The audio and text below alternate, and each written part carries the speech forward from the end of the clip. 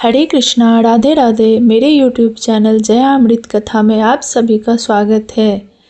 भक्तों, इस संसार में हर मनुष्य सुख, शांति और समृद्धि चाहता है। कोई धन के पीछे दौड़ता है तो कोई धर्म और पुण्य के मार्ग पर चलता है। पर क्या आपने कभी सोचा है, धर्म बड़ा है या लक्ष्मी? धन के बिना जीवन कठिन है, पर धर्म के बिना जीवन दिशाहीन हो जाती है।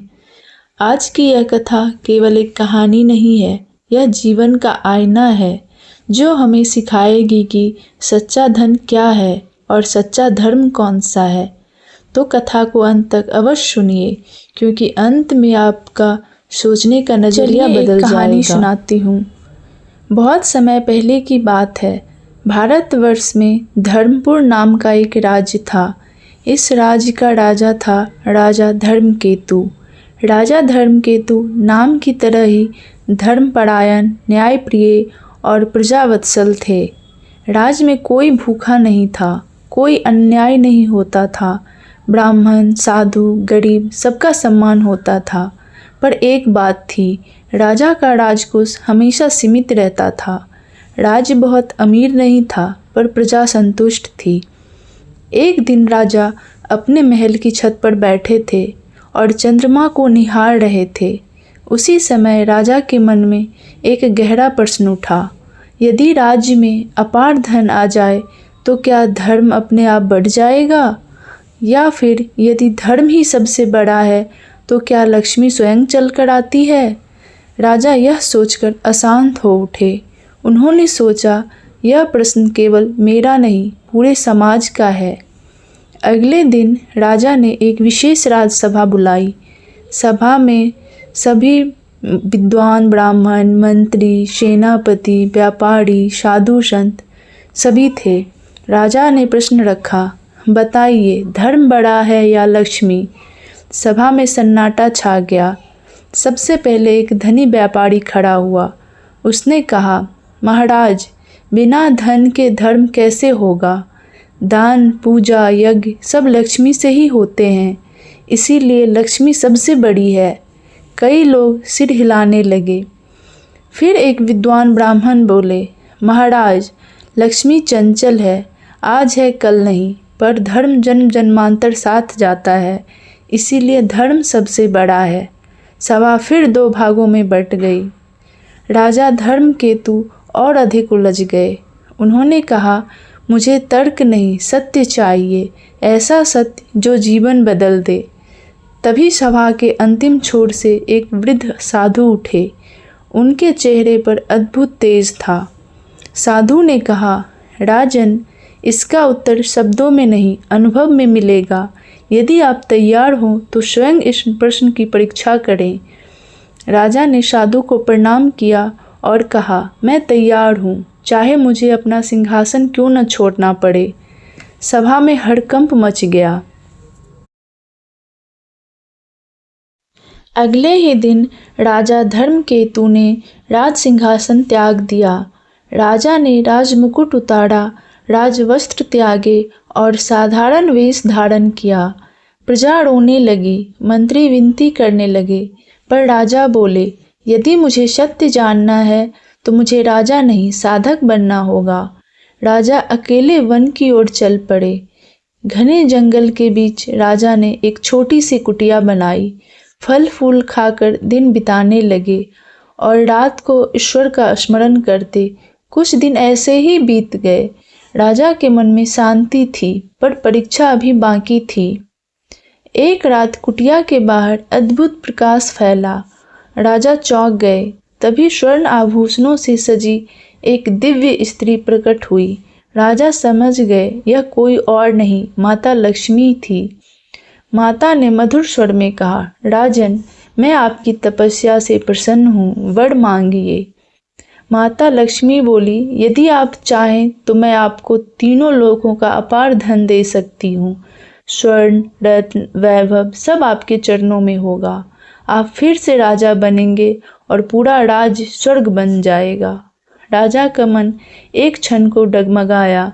उन्होंने सोचा, धन से कितनों का भला होगा। पर तभी राजा को गरीब प्रजा और साधु के शब्द याद आ गए। लक्ष्मी चंचल है। राजा ने माता लक्ष्मी से पूछा, माता, क्या यह धन सदा मेरे साथ रहेगा? लक्ष्मी मुस्कुराई, नहीं राजन, जहाँ धर्म रहेगा मैं वहीं रहूँगी, और जहाँ धर्म छूटेगा मैं भी चली जाऊँगी। राजा ने दोनों हाथ जोड़कर कहा, माता, यदि धन पाने के लिए मुझे धर्म से समझौता करना पड़े तो मुझे ऐसा धन नहीं चाहिए। मैं पहले धर्म को अपनाऊंगा। यदि आप स्वयं आना चाहे तो स्वागत है। माता लक्ष्मी प्रसन्न हो गई। उन्होंने कहा, राजन, बहुत कम लोग ऐसा उत्तर दे पाते हैं। आपने मेरी पहली परीक्षा पास कर ली। यह कहकर लक्ष्मी अंतर ध्यान हो गई। वन फिर शांत हो गया। लक्ष्मी के अंतर ध्यान होने के बाद राजा धर्मकेतु फिर से अपनी कुटिया में बैठ गए। वन शांत था, पर राजा का मन किसी अनजानी आशंका से भरा हुआ था। राजा ने नेत्र बंद किए और ईश्वर का स्मरण करने लगे।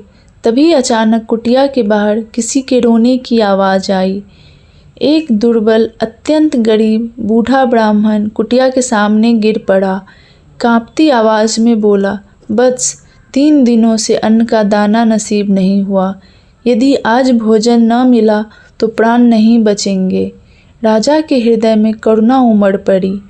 राजा के पास केवल एक मुट्ठी चावल बचे थे, वही आज का भोजन था। राजा सोचने लगे, यदि यह अन्न मैं दे दूं तो स्वयं भूखा रह जाऊंगा, पर यदि न दिया तो यह ब्राह्मण मर सकता है। राजा के हाथ कांपने लगे। राजा ने मन ही मन कहा, यदि धर्म किसी को मरने दे तो ऐसा धर्म व्यर्थ है। और राजा ने अपना सारा अन्न ब्राह्मण को दे दिया। ब्राह्मण ने भोजन किया और अचानक तेज प्रकाश में परिवर्तित हो गया। वह ब्राह्मण कोई और नहीं, धर्मराज स्वयं थे। धर्मराज बोले, राजन, आज आपने धर्म की अंतिम और सबसे कठिन परीक्षा पास कर ली। तभी आकाश से माता लक्ष्मी फिर प्रकट हुई। लक्ष्मी जी ने कहा, राजन, मैंने आपको धन का प्रलोभन दिया, आपने धर्म नहीं छोड़ा। धर्मराज बोले, और मैंने आपको भूख दी, आपने अपना जीवन नहीं चुना, धर्म चुना। धर्मराज और लक्ष्मी दोनों ने एक स्वर में कहा, जहाँ धर्म है वहीं लक्ष्मी है, पर जहाँ केवल लक्ष्मी है वहाँ धर्म आवश्यक नहीं। धर्म बिना लक्ष्मी चल सकता है, पर लक्ष्मी बिना धर्म विनाश का कारण बनती है। अगले ही क्षण राजा धर्मकेतु फिर से अपने राजमहल में थे, पर अब राज्य बदल चुका था। राज में धन भी था और धर्म भी। लक्ष्मी स्थिर हो चुकी थी, क्योंकि धर्म उसकी नींव था। भक्तों, इस कथा का सार यही है, धर्म कोई गरीब होने की सीख नहीं देता और लक्ष्मी बुरी नहीं होती, पर जब लक्ष्मी धर्म से बड़ी हो जाती है तो वही अहंकार और विनाश बन जाती है। जो व्यक्ति धर्म को अपने जीवन का आधार बनाता है, लक्ष्मी स्वयं उसके द्वार ठहर जाती है। इसीलिए शास्त्र कहते हैं, धर्मो रक्षति रक्षिता। जो धर्म की रक्षा करता है, धर्म उसी की रक्षा करता है। इसी के साथ आज की यह पावन कथा यही पूर्ण होती है। आप सभी के जीवन में धर्म, शांति और सच्ची लक्ष्मी सदा बनी रहे। यदि आपको कथा पसंद आ रही हो तो वीडियो को लाइक, शेयर और सब्सक्राइब करना ना भूलें। जय श्री हरि, जय माँ लक्ष्मी। धन्यवाद।